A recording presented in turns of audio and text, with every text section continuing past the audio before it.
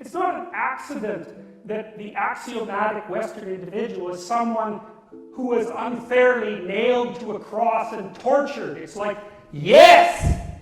Right! Exactly! So what do you do about that? Well, I thought about that for a long time too. It's like, well, you don't get together in a damn mob, because all that does is allow you to be as horrible as you could possibly imagine and suffer from none of the consequences. That's a bad idea. So how about we don't do that? Well, there's a deep idea in the West too. It's like, pick up your damn suffering and bear it. And try to be a good person so you don't make it worse. Well, that's the truth.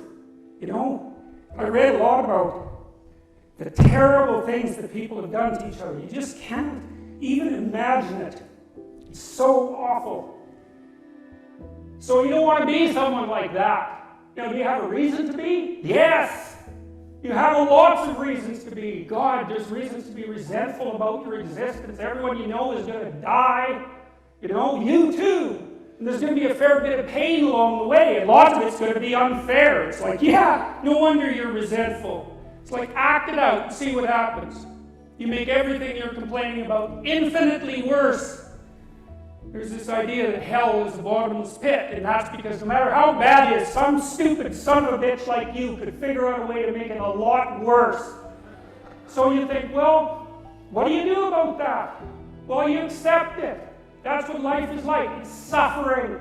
That's what the religious people have always said. Life is suffering. Yes. Well, who wants to admit that? Well, just think about it. Well, so what do you do in the face of that suffering? Try to reduce it. Start with yourself. What good are you? Get yourself together for Christ's sake so that when your father dies, you're not whining away in a corner and you can help plan the funeral. And you can stand up solidly so that people can rely on you. That's better. Don't be a damn victim. Of course you're a victim. Jesus, obviously. Put yourself together. And then maybe if you put yourself together, you know how to do that. You know what's wrong with you, if you'll admit it. You know there's a few things you could polish up a little bit, that you might even be able to manage in your insufficient present condition. And so you might shine yourself up a little bit, and then your eyes will be a little more open, and then you can shine yourself up a little bit more, and then maybe you could bring your family together instead of having them be the hateful, spiteful, neurotic, infighting batch that you're doomed to spend Christmas with. So then you fix yourself up a little bit, kind of humbly, because, God, you're a fixer-upper if there ever was one. And then you got to figure out, well, can you figure out how to make peace with your idiot brother? And probably not, because he's just as dumb as you, so how the hell are you going to manage that? And so then maybe you get somewhere that way, and your family's sort of functioning, and you find out, well, that kind of relieved a little bit of suffering, although it reduced the opportunities for spiteful revenge, and that's kind of a pain in the neck. And so then you get your family together a little bit, and you're a little clued in then, at least a bit, because you've done something difficult that's actually difficult. You're a little wiser, and so then maybe you could put a tentative finger out beyond the family and try to change some little thing without wrecking it. It's like, our society is complex, and we teach our students that they could just fix it. It's like, go fix a military helicopter and see how far you get with that. It's like, what are you going to do? You're like a chimp with a wrench. Whack! Oh, look, it's better. It's like, no, it's not better. Things are complicated, and to fix things is really hard, and you have to be like a golden tool to fix things, and you're not. So, and that's the other message of the West. It's like, how do you overcome the suffering of life? And I'm not saying it's only the message of the West. How do you overcome the suffering of life? Is be a better person. That's how you do it. Well, that's hard. It takes responsibility. And I think, if you said to someone, you want to have a meaningful life? Everything you do matters. That's the definition of a meaningful life. But everything you do matters. You're going to have to carry that with you. Or do you want to just forget about the whole meaning thing, and then you don't have any responsibility because who the hell cares? And you can wander through life doing whatever you want, gratifying impulsive desires for how useful that's going to be.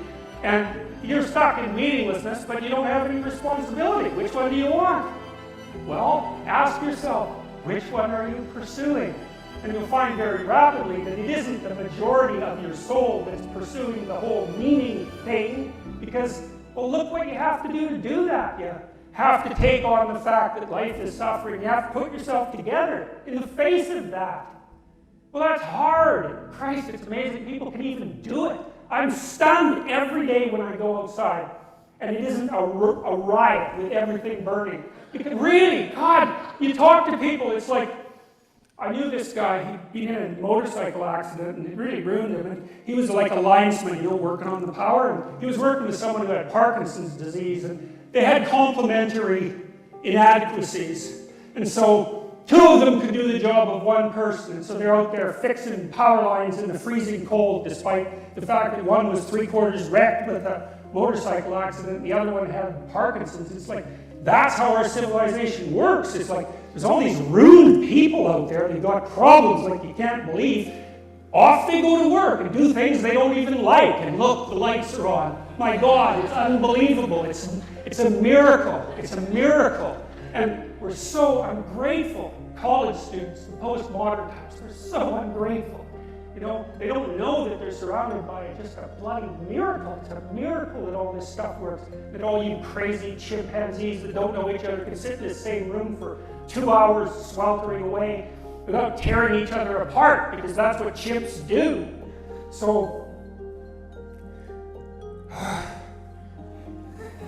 anyways, so what happened? Well, I made some videos, and I got to the bottom of some things, at least as far as I could tell, so I told you what the bottom is, and then I got this idea about what you might do about it, which isn't my idea. It's not my idea.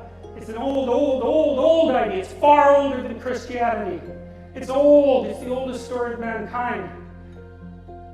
Get yourself together. Transcend your suffering. See if you can be some kind of hero. Make the suffering in the world less. Well, that's the way forward, as far as I can tell, if there is any way forward. And that's what's under assault by the postmodernists. So look out, because they know exactly what they're doing, and they know exactly why they're doing it. And if I read philosophy, I tend not to read second-rate philosophy, and so I've tried to avoid the postmodernists to some degree, because their incoherency is one of the least of their sins, but they don't care about that. No, you've got to understand, man. It's modernists and Enlightenment people and even traditionalists who care about coherency. The postmodernists don't believe in coherency. They don't believe in, and I'm not making this up, this is part of their philosophy. They don't believe in logic. Derrida says straight out that Western society is phallo-logocentric, by which he means male-centered and privileging the idea of logic. Well, he doesn't buy any of that. He doesn't think that there's a truth that's out there. He doesn't believe that individuals can reach any sort of truth by thinking. He certainly doesn't believe that we can move towards truth in dialogue, because that's dialogic, right? There's none of that. You wonder, well, why do the postmodern types keep other thinkers off the campus? Well, it's not because they're afraid.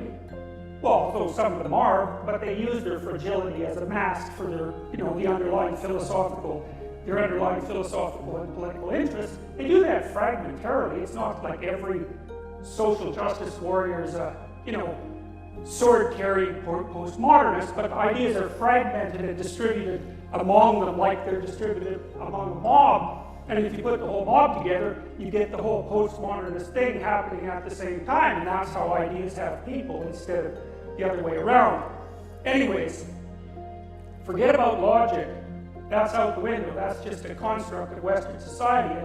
And the whole point of the construct was to oppress other people and to take their wealth and to privilege the people who live within that so-called logic system so that they can justify to themselves and other people their predator rapaciousness, straight and simple.